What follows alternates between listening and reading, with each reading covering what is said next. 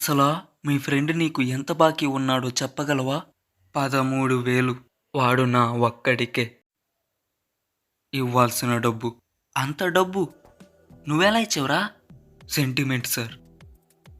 నాకు వాడు కాల్ చేశాడు. డ డబ్బులు కావాలి మావా అని అడిగాడు. లేవని చెప్పాను సార్. పక్కన ఎవరినో ఒకరిని డబ్బులు అడిగి ఇమ్మన్నాడు. నాకే దిక్కు లేదురా అని చెప్పిన ఏయో మాటలు చెప్పేసి పక్కనోళ్ళని అడిగేలా చేశాడు. మరి ఇప్పుడు పక్కనోళ్ళు ఇచ్చారా? ఇచ్చాడు. పక్కన రూమ్లో వాడే ఇచ్చాడు సార్.